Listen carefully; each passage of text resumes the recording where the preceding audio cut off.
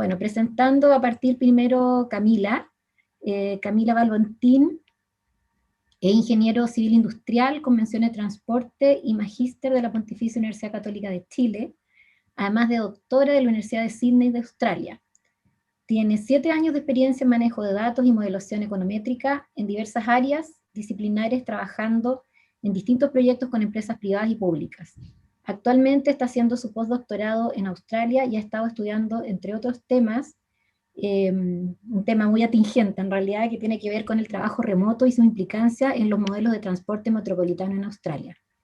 Su tema de presentación esta vez será identificando los factores que afectan el valor de las propiedades antes y después del anuncio, construcción y operación de proyectos de transporte.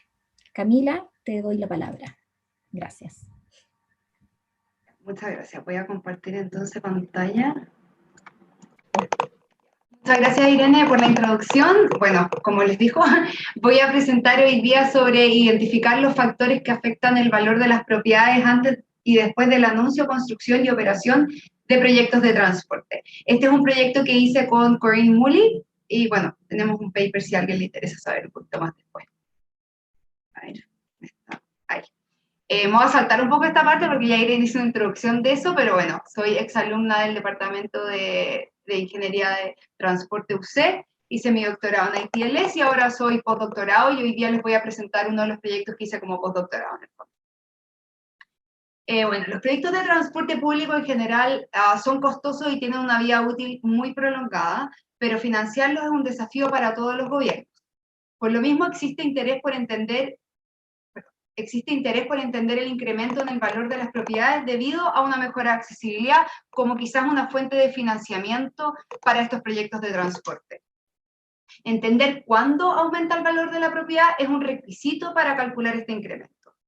Hay una parte del aumento de los valores que se debe a circunstancias extrínsecas a la misma propiedad, por ejemplo, mejoras en accesibilidad o del barrio. Y este aumento de las propiedades se llama usualmente plusvalía.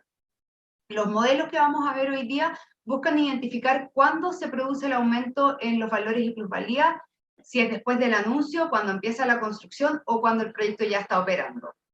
En este proyecto nos enfocamos en solo proyectos en Sydney, Australia, pero se me ocurrió presentar este proyecto entre otros más complejos en términos matemáticos, porque sé que en Chile se ha dado un debate sobre la posibilidad de conseguir que las plusvalías sean en parte capturadas por el gobierno que financia estos proyectos de transporte público y no solamente por las inmobiliarias o los dueños privados. Bueno, como les dije, consideramos 3 proyectos, los 3 en Sydney.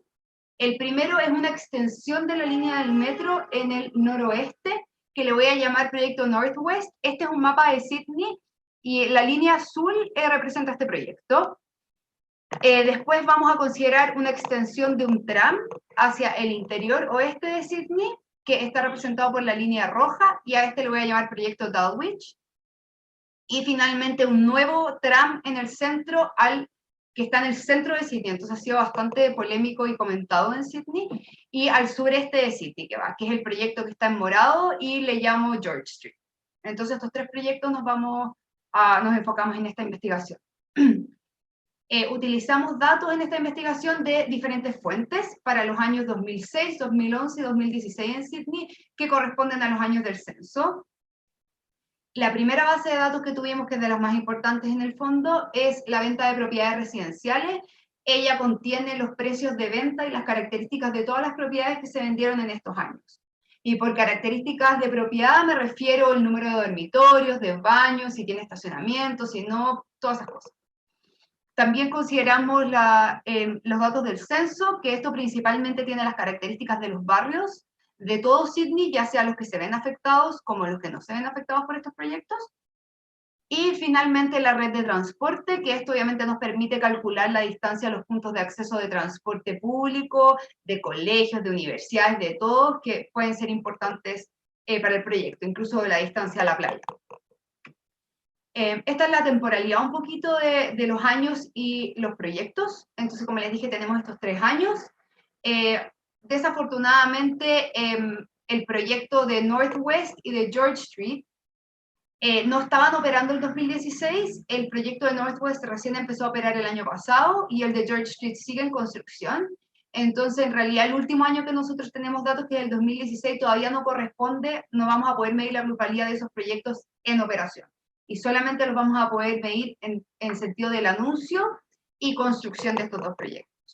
Pero el proyecto Dulwich sí fue anunciado y empezó el inicio de la construcción en el 2011, por eso ese año va a representar esta influencia, y empezó la operación entre el 2011 como el 2014, entonces el 2016 sí ya representa la plusvalía debido a la operación. Entonces en este proyecto vamos a poder indagar un poco más en esto de los diferentes tiempos. Bueno, en relación a un poco las áreas que están alrededor de estos proyectos, sí son bastante distintas en Sydney, o sea, bueno, como pueden ver acá, claramente en la distancia a la estación de tren más cercana, Northwest está muy lejos, o sea, tiene 6 kilómetros en promedio, mientras las otras dos de Dulwich y George Street están a menos de 2 kilómetros. Eso claramente ve que Northwest tiene mucha peor accesibilidad que los otros dos proyectos, y como les dije, el proyecto de Northwest todavía no está operando, entonces claramente no hay una disminución grande en 2016 porque no ha pasado mucho. Después, la distancia a la estación de tram más cercana, claramente Northwest de nuevo está mucho peor ubicado, básicamente no tiene ni una estación de tram. Y Dulwich y George Street sí tienen. Como podemos ver, en 2016 el área de Dulwich se redujo significativamente la distancia porque, como les dije, ese año ya estaba operando. El 2016 es el naranjo más fuerte, abajo está la leyenda, por cierto. Y en términos de las estaciones de buses con frecuencia alta, en Northwest el 2006 tenía bastante mala conectividad en comparación a los otros proyectos también, pero claramente si ven en los kilómetros en el eje Y, es menor la distancia al tren o al tram. En este gráfico no les estoy mostrando el 2011 porque lamentablemente, bueno, nosotros obtuvimos estos datos de la Autoridad de Transporte de New South Wales, que es la región donde se encuentra Sydney, y ellos en verdad han cambiado un poquito cómo han medido las frecuencias de los buses, y lamentablemente el año 2011 tenía muchas inconsistencias que no pudimos solucionar con ellos, entonces tuvimos que sacar la frecuencia de los buses del año 2011 porque los datos como que no tenían mucho sentido. Pero sí podemos ver que Northwest mejoró bastante la frecuencia de los buses en su área el año 2016 en comparación con el año 2006. Y en términos de densidad poblacional, como el George Street es el proyecto que queda en el centro, como les dije, entonces la densidad poblacional sí es mayor y podemos ver que desde el 2006 al 2016 ha crecido significativamente. Bueno, en Northwest también ha crecido significativamente, pero de una manera, partió mucho menor que George Street, entonces, pero la densidad ha crecido. Bueno, la metodología para este proyecto, estimamos modelos multinivel, los cuales permiten considerar una dependencia entre las propiedades que se encuentran en el mismo barrio. La variable dependiente de los modelos es el precio de la venta de la propiedad residencial, y las variables independientes son las características de las propiedades, de los barrios, y variables que se refieren a la accesibilidad. La metodología que vamos a ocupar para esta investigación básicamente compara el área tratada, que se refiere a el área que está directamente afectada por el proyecto de transporte público, con un área de control, que idealmente, o sea, tiene que tener similares características a esta área tratada, pero que no se ve afectada por el proyecto, de manera que podamos comparar cómo cambió el precio en la área tratada versus un área similar que no tuvo el proyecto. En esta investigación definimos el área tratada de una manera solamente y nos enfocamos más en el área de control. Bueno, en la literatura no hay tanto sobre el área tratada, pero bueno, se podría hacer más, en nuestra opinión. El área tratada entonces lo vamos a definir como el área 800 metros alrededor de la estación de metro o tram, que ya ha sido usado en otras publicaciones. Y como les digo, el área de control vamos a usar distintas metodologías para definir estas áreas con características similares, pero que no se ven afectadas por el proyecto. La primera que vamos a usar se le vamos a llamar el área de control donut, porque es como un donut, básicamente. Y en el fondo, en el punto, en el centro del hoyo, está la estación de tramo metro nuevo. Y el hoyo de la donut va a ser el área de control, que se define como 800 metros alrededor de las estaciones. Y en este caso, el área de control que vamos a definir de esta manera, se define como el área entre 801 y 1600 metros de la estación. O sea, básicamente esta metodología lo que hace es definirla por distancia. Si estás más lejos, tienes características similares, pero no estás afectado por el proyecto. Entonces, esta es la metodología más sencilla que incorporamos en la investigación. Las otras metodologías, vamos a definir áreas similares utilizando un algoritmo de pareamiento por puntaje de propensión. Se estima un puntaje de propensión para todas las áreas y se ve cuáles tienen áreas similares utilizando un algoritmo. Vamos a usar 3 distintos algoritmos.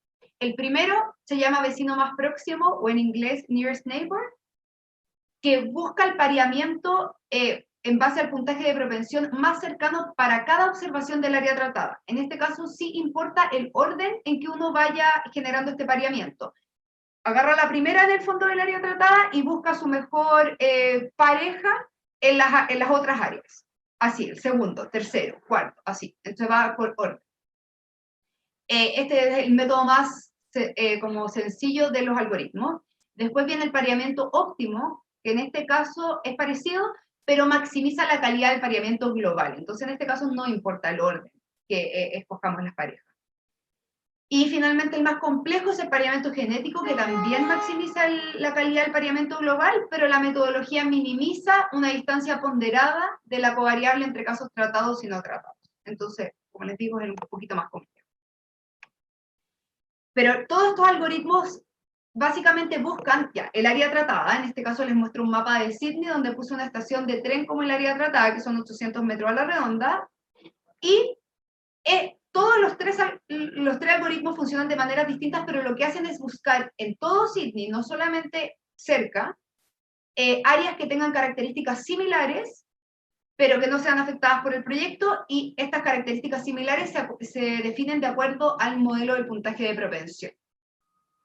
Entonces es bastante diferente el método Donut a estas tres, básicamente.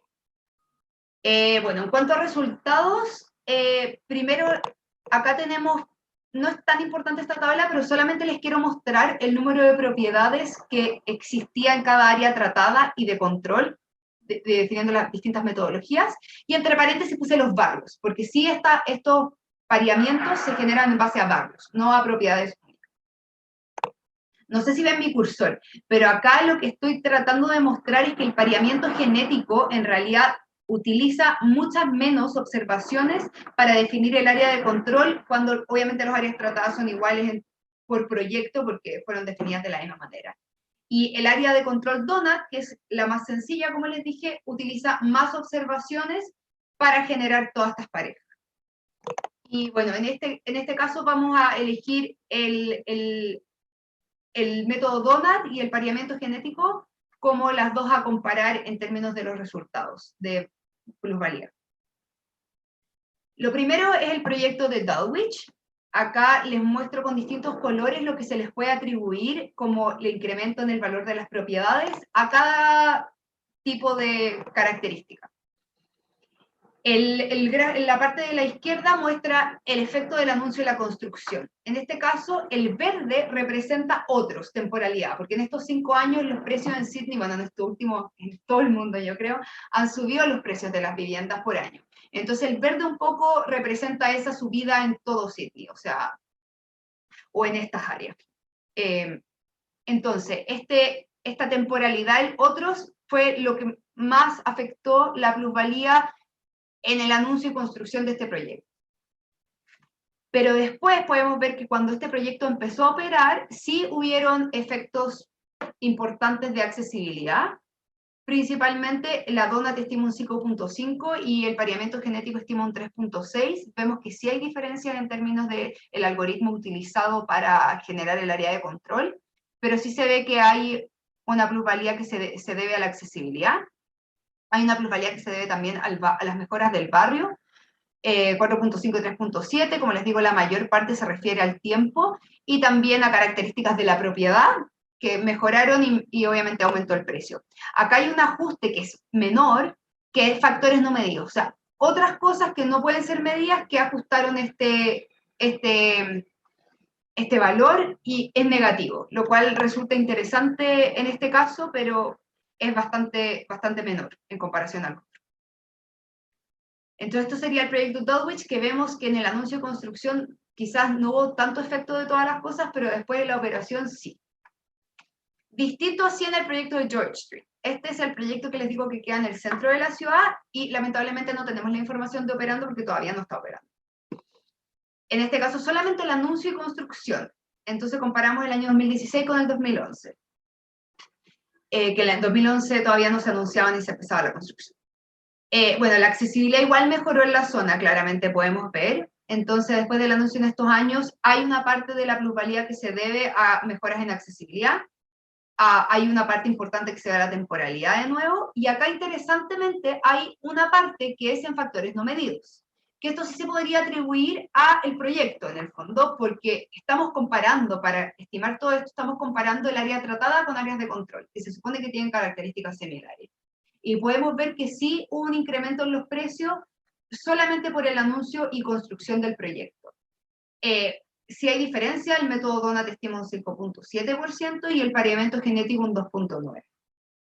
O sea, hay diferencias de la metodología.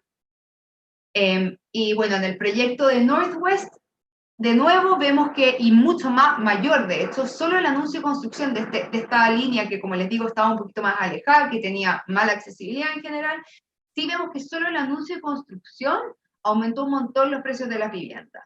Y en este caso las metodologías están un poquito más de acuerdo en 14.2 y 13, o sea, bastante grande. Y sí hubieron mejoras en la accesibilidad, principalmente debido a la mejora en los buses que les expliqué. Bueno, entonces esos son los resultados. Bueno, en este estudio vemos el potencial incremento en el valor de las propiedades ocasionado por 3 diferentes proyectos en Sydney, Australia, y utilizamos la misma metodología para evaluarlo. Pero los resultados muestran que pese a que todos los proyectos están ubicados en Sydney y a que se utilizó la misma metodología, sí hay grandes variedades en el incremento del valor de las propiedades, y en relación a la temporalidad sí vemos que el incremento cambia dependiendo de los periodos estudiados, o sea, el anuncio y construcción o la operación. Entonces nosotros decimos, si el objetivo es identificar una política transparente para considerar los valores de las propiedades, bueno, esto no resulta ser una tarea fácil, porque predecir este incremento parece depender del modo de transporte del proyecto, del contexto del área y de la metodología. Entonces, en el futuro sí sería interesante desarrollar metodologías para definir el área de control y tener quizá una definición consensuada o preferida para esta área, porque si no, claramente es problemático porque obtenemos resultados distintos. Y sería interesante quizá enfocar esta metodología del área de control en la accesibilidad, porque podría ser una mejora considerando que mucho dado el impacto que tiene la accesibilidad en los valores de las propiedades. Muchas gracias. Me pasé un poquito de tiempo, perdón. Ok, y ahora hay tiempo para preguntas. Bueno, está Ricardo. ¿Yo? Sí. O sea, ya, tengo preguntas. Estaba aplaudiendo, pero además tengo preguntas. Una cosa es aplaudir y otra es pedir la palabra, pero, Sí, pero igual tenía preguntas. Gracias, Camila, por tu presentación, súper interesante. Mientras presentabas tuve que dejar de prestar atención por un segundo, así que si esto ya lo explicaste, por favor, te pido disculpas, ¿ya? Pero no me queda claro el criterio, tú justamente estabas diciendo al final de que la forma en que se define el buffer para el cual tú consideras tu área como de control y tu área experimental, me imagino, no sé cómo llamarlo, en el fondo, donde estás haciendo el análisis de área de control, es clave, ¿no es cierto? Y de hecho, el poner una frontera discreta a mí me mete mucho ruido, porque en el fondo, claramente en el espacio las cosas no son discretas, no es que como de aquí para allá no hay efecto, de aquí para acá no. Entonces, dos preguntas, ¿verdad? Uno, ¿qué tan necesario es que sea un área discreta? Uno, que esto probablemente dijiste, ¿cuál es el criterio para elegir 800 metros? ¿Por qué no 500 metros o por qué no 1 kilómetro? Y la otra es si es que en verdad es necesario hacer un corte discreto y no sería mejor simplemente tomar, por ejemplo, un pool de propiedades independiente de la distancia, y simplemente controlar por la distancia como una variable continua para determinar, en el fondo, grupo experimental y grupo de control, si es que lo podemos llamar así. Claro. Ya, es una pregunta buenísima. O sea, yo le he dado demasiadas vueltas a este tema, pero en verdad no se me ocurre cómo, porque todo el punto de esto es que tú tenés que tener áreas. Partamos primero de la base que la misma propiedad no se vende todos los años, ¿cierto? Entonces tú tenés que agregar las propiedades de distintas maneras, ¿cierto? O sea, eso ya tenés que partir como barrios, o no sé, ya sea como tú lo defináis, porque asumiendo que en cada barrio se va a vender propiedades en cada año, y así podéis agregar un poco para ver la comparación a través de los años. No podéis ver como la misma propiedad, eso sería ideal, obviamente. Pero en el término de que tú decís el área tratada, nosotros sí generamos como, obviamente ahora no lo expliqué por cosas de tiempo, pero sí generamos como distintos efectos en el valor de la propiedad para las propiedades más cerca, en mediano como de 100 metros, 100 a 400 y 400 a 800. Eso sí lo hicimos, pero yo sí estoy de acuerdo contigo que sería interesante verlo como lineal, quizá, pero en verdad no se me ocurre, hasta el momento no se me ocurre, porque no tenemos datos perfectos, ese es el problema, yo creo, el principal problema, que si tuviera una propiedad vendida en cada metro, sería como perfecto, pero por lo menos la metodología que estamos ocupando en esto del pareamiento, de encontrar área tratada y área de control, hasta el momento no se me ha ocurrido cómo, pero podemos discutirlo más si tienes más ideas. Gracias. ¿Ángelo? Ya, gracias Camila, bienvenida a la Xochitlán. O sea, soy seguro que va a ser un gran aporte. Tengo primero una duda que quizás parpadeé en algún segundo y me confundí. Y segundo, una pregunta digamos, sobre el resultado. Cuando decías las cosas de barrio, ahí me confundí. ¿A qué te referías? Porque con la accesibilidad lo entiendo perfecto, pero las cosas de barrio y los factores no medidos, ¿podrías explicarlo un poquito más para los tontos, digamos, para mí, digamos? No, los factores como de barrio se refieren al ingreso del barrio, a lamentablemente gente que habla inglés. Características. Sí, características del barrio, así como porcentaje de gente, sí, variables socioeconómicas del censo, todas esas cosas afectan un montón las propiedades en Sydney. Ya, claro, ya, pero no son de transporte. Ya. ¿Y los factores no medidos? ¿Cómo los mediste si no eran medidos? Eso sí se refiere a que son como no atribuibles a nada. No sé cómo decirlo. En inglés le llamamos unobserved. Que en el fondo eso sí se refiere a lo que le decía Ricardo, que son como las áreas distintas, a 100 metros, de 400 a 800, y de 800 es como, claro, lo que no... Por la distancia. Las interacciones entre los años y las distancias, sí. Eso es básicamente lo unobserved. Ya, y la otra pregunta, y de ese cálculo, más allá de los porcentajes, ¿de qué montos están hablando? Si ponte tú los montos de plusvalía que se recaudan, si tú así la integral entre todos, si lo sumáis, ¿da para financiar la manilla de la puerta del metro? Hoy sabéis que no lo comparé, pero era como 17%, que yo creo que sí igual, pero claro, no sé si financiaría todo el metro, pero sí, quizá, algo. Ya. Pero no hemos hecho eso, es interesante en realidad. Ya. Y de la pregunta que hacía Ricardo, que me quedó también, el método de la dona, claro que es arbitrario, pero el otro método no es arbitrario. O sea, el propensity score matching y la genética, eso busca... O sea, claro, pero igual agrega agrega por barrios. En el fondo, como que si tú lo pensáis, igual es discreto, porque si las Condes acá, o una calle más allá se llama Vitacura y en Brazo las mismas propiedades. Entonces, como que igual eso de hacerlo así, a mí igual me genera ruido, pero como que no puedo mejorarlo todavía. Ya no será más Bueno, yo creo que sería súper interesante hacerlo en Santiago, o sea, y sacar valores con eso. Esa investigación no se ha hecho, pero ya se me ocurre en Santiago. ¿Y existen datos así que se puedan como comprar o algo, datos como de las ventas de las propiedades? En las ventas sí, hay datos. Ahí Ricardo maneja todo ese tipo de cuestiones. Se podría hacer lo mismo, sería súper interesante. Súper, sí. Una pregunta rápida. ¿Qué tan variables son los precios de las viviendas en Australia? ¿Están en boom? ¿Son más o menos estables en el tiempo? ¿Crecen con una tendencia más o menos constante? O sea, ¿hay alguna intuición de cómo se mueven estos precios a lo largo del tiempo? Si son... Sí, o sea, los gráficos que les mostraba, esto 15%, 18%, claro, eso se han subido demasiado las propiedades en Sydney. Bueno, este año de la pandemia han bajado, pero como un 2%, pero en general van a la subida así fuerte, como en Santiago, yo creo. O sea, hay variabilidad, en el fondo, en el sistema.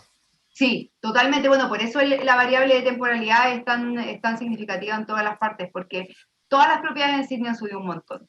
¿Y hay cambios también en la forma en que se venden las cosas? Por ejemplo, acá las corredoras de propiedad de repente pueden cambiar los precios con respecto a alguien que vende de forma particular, porque sacan comisiones, ¿no es cierto? Y generan un intermediario, y eso afecta al mercado.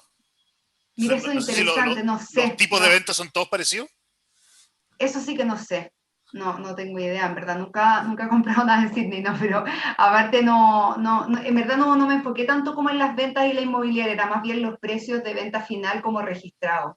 Yeah. Pero sería interesante ver si hay cambios en ese caso, sí.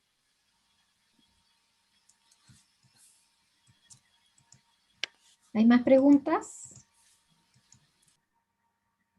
No alcanzo a ver a todos en la pantalla, así que no sé si hay alguien levantando la mano, pero parece que estamos. Oye, Sí. yo tengo una pregunta. Ah, Jaime, dale.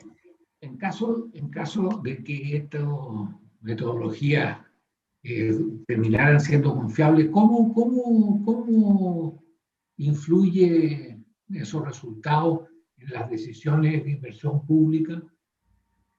O sea, claro, ahí dependería de las autoridades cómo deciden incorporarlos, pero hay distintas propuestas que se pueden tomar, como por ejemplo, la accesibilidad aumenta esto, entonces pasarle a las inmobiliarias un cierto impuesto o ciertas cosas que ellas tengan que pagar por construir en área o porque el proyecto venga ahí. Entonces, hay como distintas fuentes de financiamiento que se podrían traspasar, principalmente a las inmobiliarias. Yo veo que los dueños privados es un poquito más difícil, pero claro, a través de impuestos, las contribuciones, no sé cómo se podría hacer, pero... bueno, Juan Carlos de hecho escribió algo que hoy día estuve leyendo de eso, así que quizás él tiene más comentarios en cuanto al financiamiento. Claro, o sea, yo lo que iba a comentar es que esto encuentro yo que es súper interesante porque permite identificar cuándo más o menos se generan las plusvalías, y a mí me parece que en nuestro país debiéramos avanzar en que el Estado pudiese capturar algunas de esas plusvalías, sobre todo cuando afectan a los grupos de mayor ingreso. O sea, tal vez en los sectores de bajo ingreso las plusvalías es medio odioso capturarlas, pero hay tanto espacio para capturar plusvalía, creo yo, en los sectores de alto ingreso que esto parece como súper interesante para una política como esa. Escribimos un documento con Javier Ruiz Tagle, entre paréntesis, que sé que le interesa eso, respecto a captura plusvalía en proyectos de infraestructura urbana. Pero eso es recaudación. Yo digo, cómo interviene en la política de transporte, es decir, cómo se incorporaría esto a las metodologías de evaluación. Yo no lo pensaba tanto, o sea, en este caso quizás Juan Carlos tiene más comentarios de esto, pero yo pensaría más como financiamiento más que como evaluación del proyecto, porque yo creo que gente afectada, claro, a menos que se buscara financiamiento en áreas con menos recursos, quizás eso se podría incorporar de alguna manera en la evaluación, pero como lo que yo he visto más bien es solamente para financiamiento, no tanto para la evaluación del mismo proyecto. O sea, desde mi óptica, por lo menos, esto, más que hacer que un proyecto no rentable socialmente pase a ser rentable, lo que permite es aumentar la bolsa de recursos para poder acelerar ciertas inversiones, ¿no? O sea, eso no. Pero uno podría, pero es una buena pregunta, pero uno podría hacer ese cálculo, porque es un beneficio que no se calcula hoy día en la evaluación social de proyectos. O sea, uno podría justificar hacer proyectos de transporte en áreas, ¿cachai? En áreas de menos ingresos, si lamentáis un poquito la plusvalía de la vivienda, alguien que tiene pocos ingresos, y genera un crecimiento gigante en el beneficio usuario. Es que se puede considerar un doble conteo, Angelo, porque parte de esos aumentos de plusvalía pueden provenir justamente de las mejores de ahorro de tiempo para la gente que vive en esa vivienda. Sí, los Entonces, en el fondo, viajes, lo que está diciendo esto... ¿Ah? Sí, no está, bueno, sí, habría que hacerlo. Paso de plátano, ¿no?